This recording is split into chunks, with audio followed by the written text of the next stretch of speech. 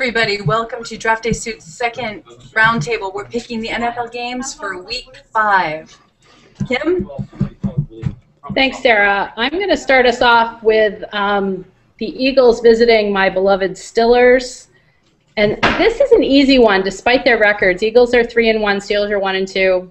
I still think with the Steelers are going to take it with Mendenhall, Polamalu, and Harrison all back. I got to say, Harrison looked pretty good at parent night the other night at our school.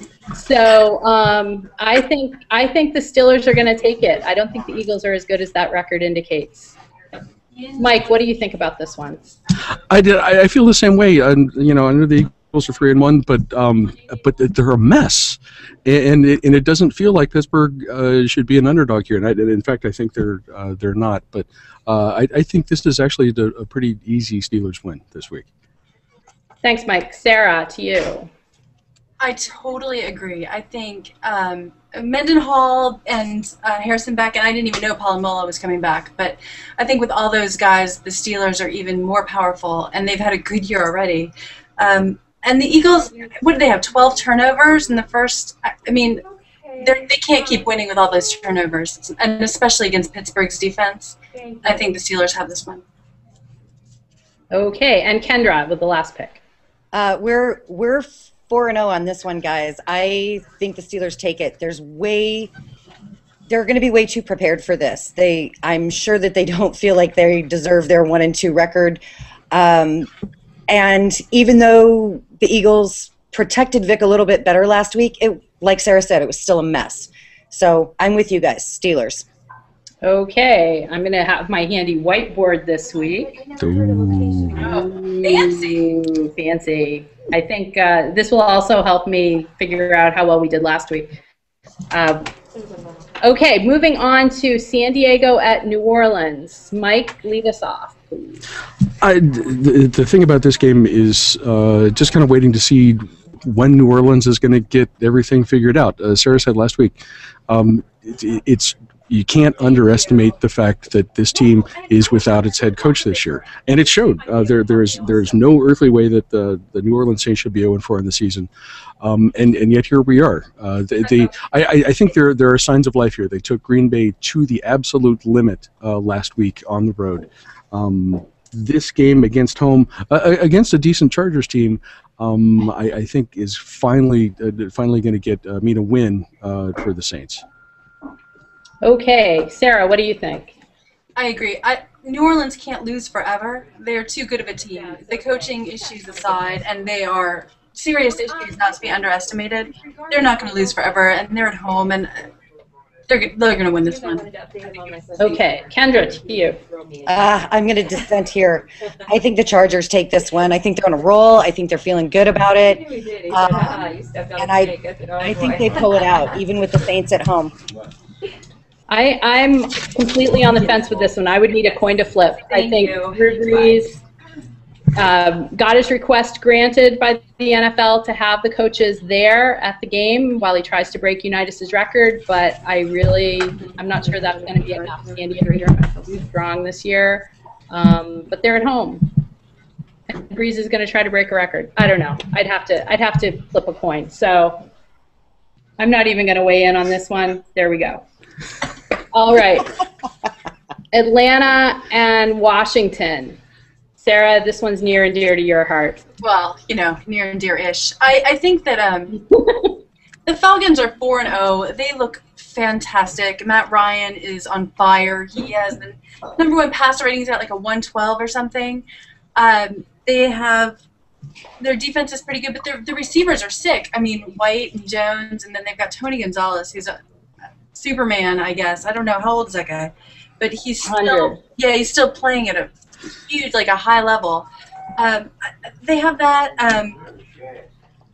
I'm trying to think. The Washington defense is like 20, I wrote it down, 29th in the league. And against the Atlanta offense, it's going to be rough. I think Atlanta's going to put up a lot of points.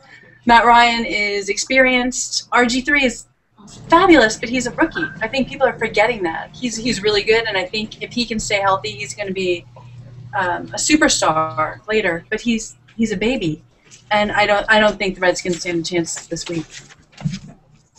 So sad. Okay, Kendra, what do you think about Redskins and Falcons? That's a no-brainer to me too. Falcons all the way. There's just no stopping Matt Ryan right now. 11 TDs and 2 picks. He's just on a roll. Okay, and Mike. With Washington, it's tempting to make this a discussion about which RG3 is going to show up, the one who played in Week 1 and last week, or the rookie who kind of scuffled through the other 2 games. But that ain't going to matter this week. Atlanta's way too strong. Even on the road, they will handle the Redskins with no trouble. I'm inclined to agree with all of you. The Matts, Schaub, and Ryan have been my stalwarts on fantasy leagues for the last few years. This year I have neither of them, so of course they're going to be even better. Atlanta takes this one. Let's take a little break from our picks and ask about the Hochuli tracker. Where's Ed this week, Mike? Unfortunately, Kim, the internet tells me that Mr. Hochuli is off this week. Even refs get a bye week. So sad. What's up with that? Okay. No, refs got bye weeks. Didn't you get the first 4 weeks off? First 3 weeks off? Come on. Craziness. Come on. Craziness. All right, back to our picks. This is the contract I need. I know what I want to be when I grow up. You need to have arms like that, Sarah, though. Someday. I worked out this You need the morning. Hochuli gun. Where are those guns? You know, of course, we need to send him an email now, and he's going to have to check out the Hochuli tracker. And you know, he writes back to email, so we'll see what happens. He does. He'll check it out, I guarantee.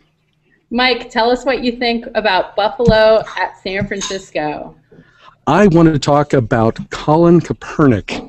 If you weren't familiar with him, you might have caught him for the first time during last week's game when San Francisco visited the Jets. He's an ex-quarterback from Nevada. It's one of the athletic quarterbacks. San Francisco has not converted him to wide receiver or another position, though, and he gave the Jets fits last year. He had 50 yards rushing, scored a touchdown, almost hit Randy Moss on like a 90-yard touchdown pass, so he can still throw the ball. This is already on the Bills' minds. I've read a couple stories where the Bills and the coaching staff are talking about, we've got the regular San Francisco offense, you've got strong receivers, you've got a ridiculous tight end, you've got a good running game, and now we have to worry about this guy. You know, what the hell are we going to do with this? So there are those questions that the Bills have to deal with when they're trying to defend the 49ers. The Niners' nasty run defense, especially, is going to give the Bills' running game problems. And then you add in the fact that this is in Candlestick. Bills ain't got no chance. San Francisco wins this one big. Okay, what do you think, Sarah? Totally agree. I mean, they're a better team. They're at home. San Francisco owns this. Okay, Kendra, to you. Agreed. 49ers are back at Candlestick, and I really think that they're ready to make a big statement. And I think against the Bills is the perfect place to do it. Oh, okay. Yeah, I know CJ Spiller is going to be back this week, and Chandler may be available at tight end as well, but I still see the Bills not having a snowball's chance in Candlestick. 49ers, I think, are back and a real force to be reckoned with this year. Here we go with our picks. Hello? How many whiteboards do you have in there? We go. Yeah, we got it. I have one whiteboard. I'm just writing really fast. Okay, and our last game, Denver at New England. 2-2-2 teams. Kendra. Well, you know, this is a tough game for me. The Patriots came back last week after being down 21-7. It was quite a statement, but the Broncos made their own statement against the Raiders. But it was the Raiders. Well, and so I think these two teams are pretty evenly matched.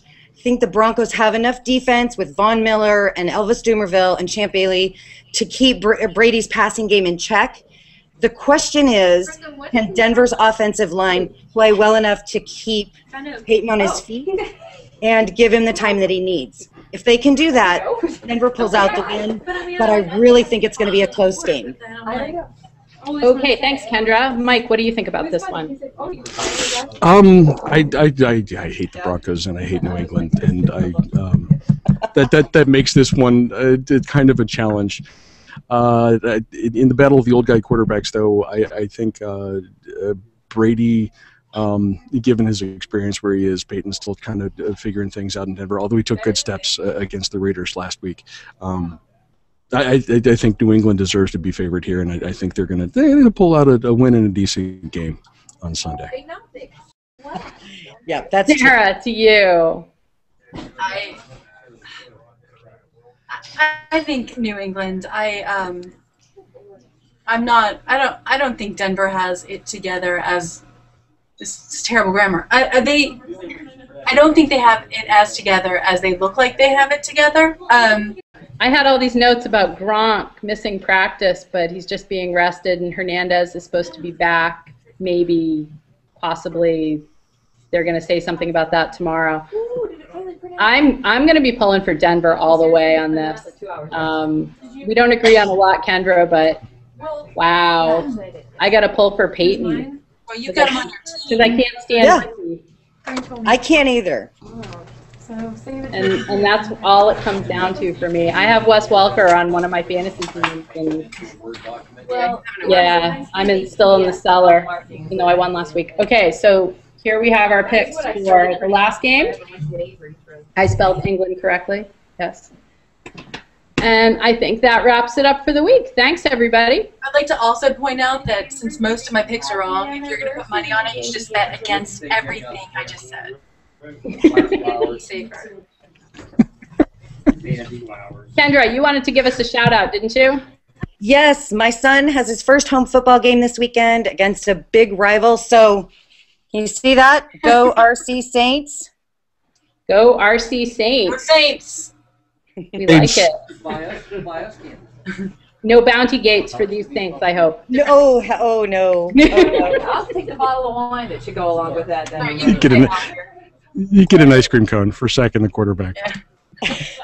Thanks for joining us, everybody. We'll be back next week. I'm sorry Jill couldn't be here. Jill's the only one who got all of our picks right last week. Hopefully we'll have a better week this time around.